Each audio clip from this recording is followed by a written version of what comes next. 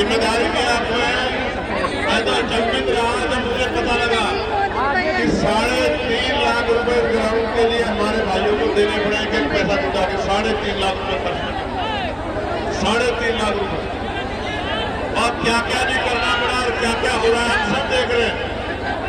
लेकिन मैं हरदोई में खड़े होकर कह रहा हूं, अधिकारी कर्मचारी मेरी बात को भाई सुन लेना। अगर मेरे एक कार्यकर्ता की तरफ आंख उठी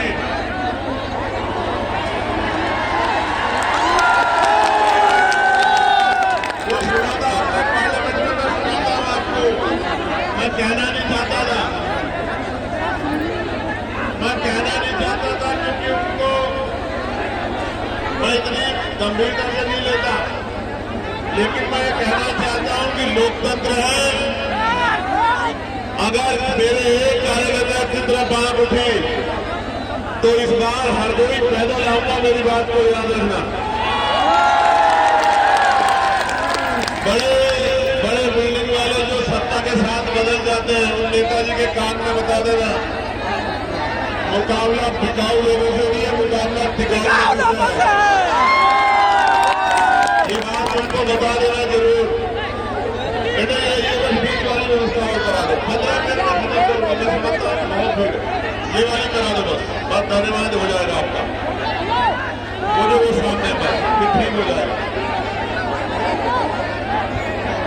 चलिए बहुत बोले प्यारे साथियों, आज हम लोग हरदोई में एक महत्वपूर्ण अवसर पर और आजाद समाज पार्टी भीम आर्मी के संघर्ष को मजबूत करने के लिए इकट्ठा हुए। और सबसे पहले मैं बात करूंगा उस शासक पे जिसका लोहा 12वीं शताब्दी में पूरे देश में माना था। बिजली जैसी तेजी से जो दुश्मन पर हमला करते थे, पलक झपकते ही स्थान बदल दिया करते थे। एक प्रहार से ही 10-10 लोगों के सर धड़ से अलग कर दिया करते थे। ऐसे महाराजा बिजली काशी को मैं नमन करता। आपने आला उदल जी का नाम सुना होगा और आला तो गाया भी जाता है, लेकिन आला उदल को हराने वाले महाराजा बिजली पासी के इतिहास को दबा दिया गया, घटना में दबा दिया गया।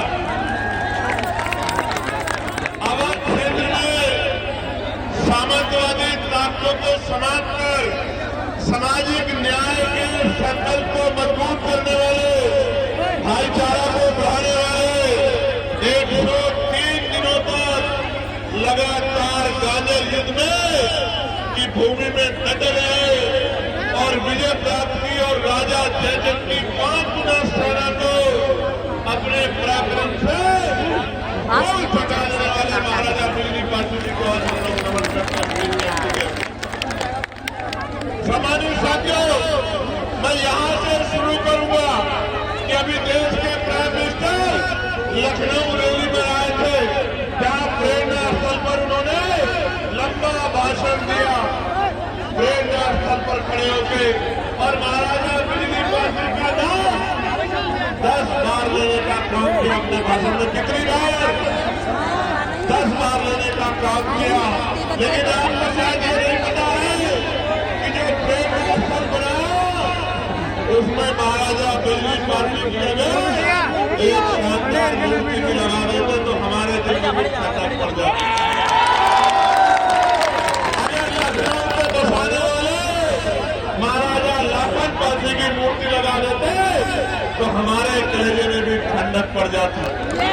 अगर मां अमरादेव पासी की मूर्ति लगा देते, मदारी पासी की मूर्ति लगा देते, किसानों के मसीहा कहे जाने वाले, किसानों की आवाज बनने वाले उन हमारे महापुरुषों की मूर्तियां लगा देते तो शायद हमें ठंडक पड़ जाती। लेकिन हमारा पेट तो सिर्फ बातों में भरा जा रहा है और ये आज से नहीं हो रहा है मेरे लोगों। ये आजादी से पहले भी और आजादी के आज बाद भी लंबे समय से बातों से पेट भरा जा रहा। प्यारे साथियों, आप जाकर देखो गांव देहात में आज अगर मकान पक्का बन गया है तो प्लस्तर मेरे लोग नहीं करा पाए। ये वो लोग हैं जो राजा महाराजा की जो शासकों की संतानें हैं और आज इस आजाद भारत में गुलामी का जीवन जीने के लिए मजबूर हो रखी है, क्योंकि राजकाज में इनकी हिस्सेदारी नहीं। प्यारे साथियों, जब 12वीं शताब्दी में आपका झंडा डंडा बुलंद था, तो आज अपने देश में राजकाज जाने के बाद के शिकार देश में जुड़े हम लोग उत्तर प्रदेश में है और वो बोलती किस तरह का कमजोर वर्गों के लोगों को सहना पड़ रहा है। आज यहाँ बहुजन समाज का ये जो बड़ा सा जनसमूह इकट्ठा हुआ है, ये दलित पिछड़े आदिवासी जैन बौद्ध समाज के लोग, ईसाई समाज के लोग जुड़े सबके मन में सवाल है कि गुलामी के दिन खत्म होने चाहिए। मैं एक बात आपको बताना चाहता हूँ, इस देश में कौन हमारा अपना है, कौन पराया है, किसने हमें क्या दिया है और किसने हमारी किसकी वजह से हमें गुलामियों की बेड़ियां सहनी पड़ी है। जब तक मेरा नौजवान नहीं जानेगा तब तक बात आगे नहीं। आप याद करो, और मैं जो बात कह रहा हूँ आप इसको चेक कर लेना। मैंने पार्लियामेंट में बात कही थी कि हमें जो भी अधिकार मिले हैं वो मांगने से नहीं मिले, उन अधिकारों को हमारे महापुरुषों ने अपने 4-4 बच्चों का बलिदान देके छीनने का काम किया, लड़ के लेने का। मैं इसका एक उदाहरण बताता हूँ, बाकी उदाहरण आपको किताबों में पढ़ने हैं। मैं आपको याद दिला देना चाहता हूँ कि जब भारत गुलाम था तो गुलाम भारत में 1919 से पहले 3% लोग वोट करते थे। कितने %? जोर से बताओ, जोर से बताओ। 3% लोग। फिर मॉन्टेगो चेन वोट समिति बनी, उसने कुछ सुधार करने की बात कही, सुधार भी हुए और 3% से बढ़ के 15% लोगों को वोट देने का अधिकार मिला। और से सुना, पहले 3% लोग वोट करते थे, फिर 15% हो गए। 3 के बाद जो सुधार हुआ, उस सुधार में ये तय हुआ कि जिनके पास बहुत धन है उनको भी वोट का अधिकार मिलना चाहिए, जिनके पास जमीनें हैं, जमींदार है, उनको भी वोट का अधिकार मिलना चाहिए, जिनके पास जो टैक्स पेयर है, व्यापारी है, बिजनेसमैन है, उनको भी वोट का अधिकार मिलना चाहिए, जो बहुत पढ़े लिखे हैं उनको भी वोट का अधिकार मिलना चाहिए, और जो राजा महाराजाओं के परिवार से आते हैं उनकी पीढ़ियों को भी वोट का अधिकार मिलना चाहिए। 3% से बढ़ के 15% हो गए।